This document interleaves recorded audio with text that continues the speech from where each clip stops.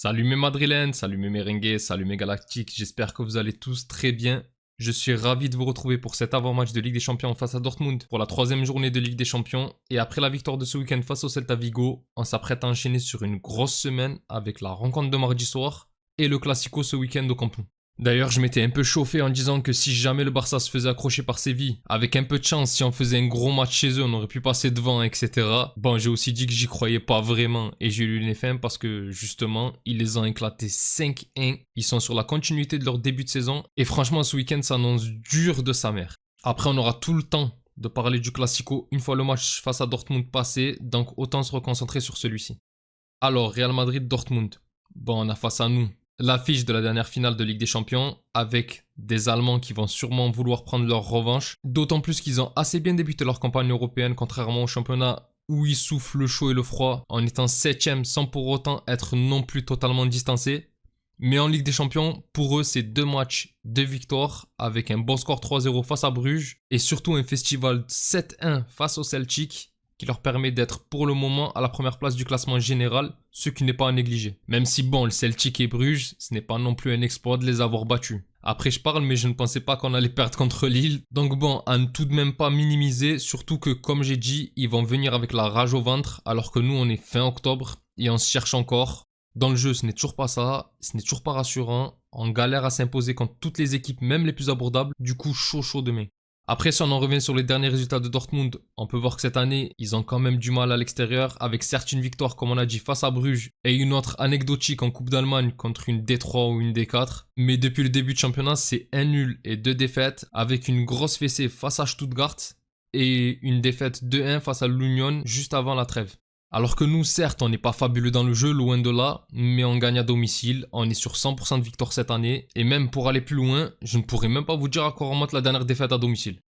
Bah en vrai oui, j'ai fait des recherches, et c'était face à Villarreal lors de la saison 2022-2023, pour une défaite 3-2, mais depuis on est invaincu toute compétition confondue au Bernabeu, et c'est un peu ce qui donne de la confiance avant cette confrontation, et bien sûr, après on se comprend, face à Dortmund il faut gagner, c'est pas un nul qu'on recherche. Alors concernant les confrontations entre les deux équipes, bon la plus récente c'était bien évidemment la finale de Champions League la saison dernière, remportée 2-0 face aux Allemands, avec des buts de Carvajal et de Vinicius, mais franchement c'était pas un match incroyable de notre part, l'expérience a largement fait la différence, mais c'est pour moi dans le même temps que la victoire 2-0 en début d'année face à l'Atalanta en Super Coupe d'Europe, où sans être vraiment redoutable, avec l'habitude de ces grands rendez-vous et grâce à 2-3 individualités, tu arrives toujours à prendre le dessus. Mais c'est pas des victoires où vraiment on peut se dire on les écrase. D'ailleurs, l'Atalanta aussi va avoir le droit à sa revanche puisqu'on les joue également en fin d'année, lors de cette phase de poule ou mini-championnat, enfin vous m'avez compris. Sinon, plus généralement, face à Dortmund, on est plutôt pas trop mal, puisqu'en 15 rencontres, le bilan est de 8 victoires en notre faveur, 5 nuls et seulement 3 défaites. J'ai d'ailleurs le désagréable souvenir de l'élimination avec le quadruplé de Lewandowski en 2013, lors de la dernière saison de Mourinho sur le banc, qui m'avait écœuré cette année-là. Enfin bref, mais surtout, on n'a jamais perdu à la maison, avec 5 victoires et 2 nuls, ce qui malgré tout est plutôt de bon augure.